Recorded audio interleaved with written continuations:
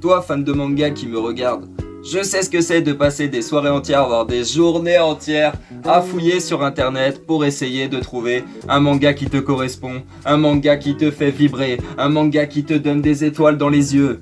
Ça reste relativement difficile, à chaque fois on trouve des petits points négatifs qui font qu'on n'accroche pas au manga. Mais dans cette vidéo justement je vais te proposer 8 mangas qui me semblent de mon point de vue relativement intéressants et qui devraient potentiellement te plaire. En tout cas avant de commencer cette vidéo je t'invite à laisser un petit pouce bleu sur la chaîne pour me soutenir.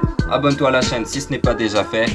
Ici il y a du gaming et du manga, c'est exclusivement du manga. On est tous fans, on adore ça et si toi aussi tu adores ça, le contenu que je propose devrait te plaire. Je propose qu'on attaque directement le top 8. Let's go! On attaque avec Dr. Stone, un manga qui attirera certainement l'attention aux fanas de science, mais pas que. Manga qui pour moi est relativement intéressant sur plusieurs points. Parlons de l'histoire et du contenu que nous propose ce manga. Plusieurs milliers d'années après un mystérieux phénomène qui a transformé toute l'humanité en pierre, Senku, un lycéen féru de sciences, parvient à sortir de son cocon minéral. Dans ce monde où désormais toute civilisation a disparu, il décide d'utiliser la science pour tout rebâtir. Avec l'aide de son ami d'enfance, l'infatigable Taiju Oki, qui a lui aussi recouvré sa liberté, ils vont devoir repartir de zéro. Ainsi commence leur aventure pour se réapproprier des milliers d'années d'histoire de la science, de l'âge de pierre à leur jour. Les personnages sont selon moi très intéressants et mis en valeur.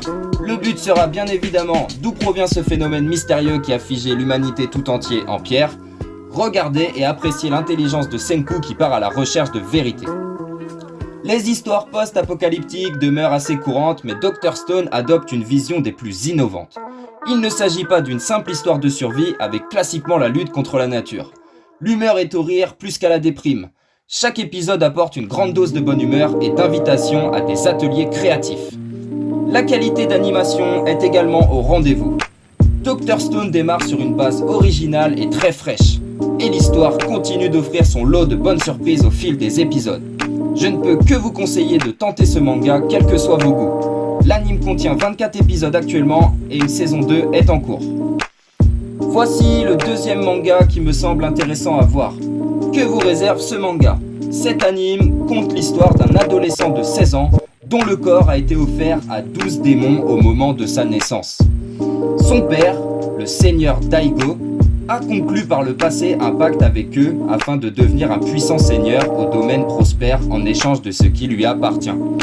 À la vue de son héritier nouveau-né, il ordonne son exécution et tente de convaincre son épouse à une nouvelle grossesse. Contre toute attente, la sage-femme prend la décision d'abandonner le bébé au fil de la rivière en priant que Bouddha lui offre sa protection. Le nourrisson finit par atterrir dans les bras d'un homme au passé trouble et reconverti en prothésiste. Ce dernier décide de l'élever ainsi que de lui donner un nouveau corps artificiel. À la suite d'événements, il lui enseigne la pratique du sabre et modifie ses bras pour qu'il puisse se défendre contre ses potentiels ennemis. Né sans peau, sans visage, sans membres, sans nerfs et sans colonne vertébrale ni sens sensoriel, le protagoniste n'a de partie humaine que sa tête et son tronc. Sourd et aveugle, il voit son environnement grâce au reste de flammes démoniaques laissées par les démons qui lui permet ainsi de voir l'âme des choses. Une histoire originale qui tient debout, des animations relativement correctes, plusieurs points sont réunis pour nous proposer un manga de qualité. Et c'est bien sûr ce qu'on cherche perdument. Manga qui comporte 24 épisodes pour le moment. Autour de Radiant, un de mes animés préférés clairement car plusieurs points positifs sont à relever le concernant. Pour les mordus de fantasy, vous risquez d'être servis. Un scénario explosif ainsi qu'une animation de dingue sont là pour vous en mettre plein la vue. Seth est un aspirant sorcier de la région des Pompo Hills. Comme tous les sorciers, c'est un entre guillemets infecté. Un des rares êtres vivants ayant survécu au contact des Némésis, ces créatures tombées du ciel qui contaminent et déciment tous ceux qu'ils touchent. Son apparente immunité lui a fait choisir une voie qui lui semblait toute désignée. Devenir chasseur et combattre les Némésis. Mais plus que ça, Seth souhaite s'engager dans une quête qui dépasse la simple chasse aux monstres. Il veut trouver le Radiant, leur berceau présumé. Entouré d'une faction de sorciers, il parcourt le monde à la recherche du radiant sous l'œil terrible de l'Inquisition, qui est une organisation visant à traquer ces sorciers en question.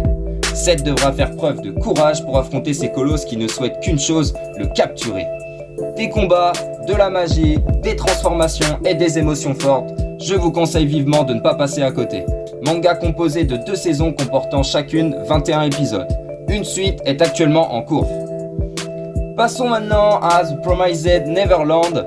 Alors là, il ne comporte seulement 12 épisodes, mais il fait rêver.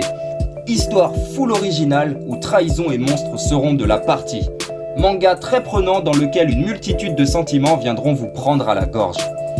Emma et ses frères et ses sœurs, tous orphelins, ont été placés dans un établissement spécialisé lorsqu'ils étaient tout jeunes.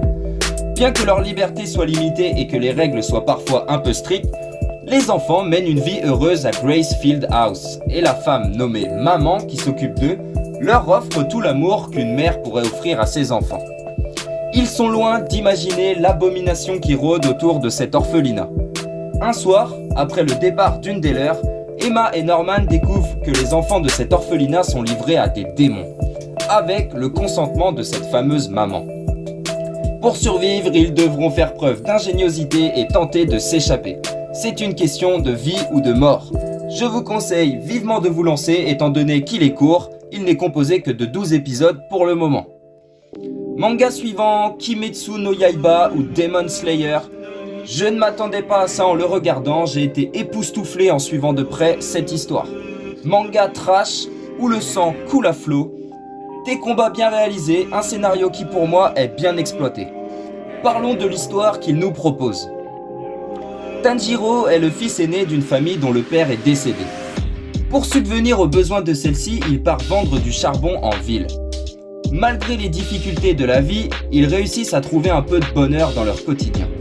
Un jour, à cause des rumeurs qui circulent à propos d'un démon mangeur d'hommes qui traînerait dans les parages la nuit tombée, il est dans l'impossibilité de rentrer chez lui et finit par passer la nuit chez un bon samaritain de la ville. Seulement, tout bascule à son retour lorsqu'il retrouve sa famille massacrée par un démon. Nezuko, l'une de ses petites sœurs, est la seule survivante, mais elle a aussi été transformée en démon. Étonnamment, celle-ci montre encore des signes d'émotion et de pensée humaine. Ça sera donc un long périple qui attend le jeune héros et sa petite sœur afin de trouver un antidote pour la rendre à nouveau humaine et venger le reste de sa famille. Il y a 26 épisodes actuellement. On enchaîne avec The Seven Deadly Sins, ou aussi appelé Nanatsu no Taizai. Il est bien sûr évident que j'intègre ce manga dans cette vidéo. C'est clairement une de mes sorties récentes que j'apprécie le plus. Tout ce que je cherche dans un manga pour pouvoir l'apprécier est présent dans celui-ci. Lyonesse, royaume de Britannia. Le grand maître des chevaliers sacrés Zaratras a été sauvagement assassiné et les fautifs seraient un ordre de chevaliers légendaires au nombre de 7 au service du roi qui voulait renverser le trône. 10 ans plus tard, une jeune fille nommée Elisabeth Lyonesse part à la recherche de ces mystérieux chevaliers qui faisaient autrefois la fierté de Lyonesse, les Seven Deadly Sins, un groupe regroupant 7 grands criminels choisis par le roi en personne pour déjouer un complot manigancé par les chevaliers sacrés contre la royauté. C'est alors qu'elle échoue au bord haute, une taverne dont le propriétaire est un petit garçon accompagné de son cochon Hawk. Et quelle ne fut pas sa surprise lorsqu'elle découvre que l'enfant à la tête de la taverne n'est autre que le péché du dragon de la colère, le chef des Seven Deadly Sins, Meliodas. C'est alors que débute leur aventure à la recherche des 6 autres Deadly Sins afin de sauver le royaume de Lyonesse. Histoire palpitante, dotée de 3 saisons sorties actuellement, chacune possédant 24 épisodes. La saison 4 est en cours pour octobre 2020, et j'en parle d'ailleurs dans une autre vidéo si tu veux aller checker ça. Let's go avec My Hero Academia, une pure réussite en tout cas de mon point de vue personnel. Pouvoirs surnaturels et combats majestueux vous seront servis sur un petit plat. Allongez-vous, allumez votre écran et partez pour un plaisir fou avec ce manga qui je suppose va vous ravir et assouvir votre soif de manga. Dans le monde de My Hero Academia, 80% de la population mondiale possède des super pouvoirs, ici nommés Alter. N'importe qui peut devenir un héros, ou bien s'il le souhaite un criminel. Le manga suit les aventures de Izuku Midoriya, Deku. L'un des rares humains ne possédant pas d'alter qui rêve pourtant de rejoindre la filière super-héroïque de la Grande Académie de Yue et de devenir un jour un des plus grands héros de son époque, à l'image de son héros All Might. Manga déjà rendu à la saison 4 pour le moment, mais qui nous annonce cependant une suite des plus magnifiques. Et enfin, le dernier, Black Clover. Le premier point noté, ne mettez pas le son à fond, vous risquez d'être complètement saoulé de la voix du personnage principal. Même si avec un dur travail sur soi, on arrive à s'y faire. Ne vous inquiétez pas, car le reste vous mettra des petites étoiles dans les yeux. Asta est un jeune garçon déterminé qui vit avec son ami d'enfance, Yuno, dans un orphelinat du royaume de Clover. Depuis tout petit, Asta a pour ambition de devenir l'empereur mage, le magicien le plus puissant du royaume, ce qui a également inspiré Yuno à le devenir. Mais malheureusement, Asta est né sans aucun talent magique, alors que Yuno possède des prédispositions spectaculaires. Lorsqu'ils atteignent leurs 15 ans, tous les jeunes du royaume sont conviés à une cérémonie où leur est remis leur grimoire. Alors que Yuno reçoit le légendaire grimoire avec un trèfle à 4 feuilles, considéré comme un mythe, Asta, quant à lui, ne reçoit rien. Après la cérémonie, Yuno se fait attaquer par un brigand qui souhaite voler son grimoire et le revendre. Asta part pour le sauver mais se retrouve en difficulté et est sauvé par un mystérieux grimoire avec un trèfle à 5 feuilles et une grande épée rouillée qui symbolise le démon. Asta et Yuno se font la promesse de se battre tous les deux pour le titre d'empereur mage. Alors que leurs chemins se séparent sur la route des chevaliers mages, leur objectif est toujours le même, devenir le prochain empereur mage. Et voilà pour cette vidéo, c'était mon top 8 des mangas qui potentiellement et normalement devraient te plaire. Si tu t'ennuies sur internet à aller fouiller et que tu passes trop de temps et que tu ne trouves pas cette petite pépite, et ben j'espère que les mangas que je t'ai proposés seront ton bonheur tout simplement.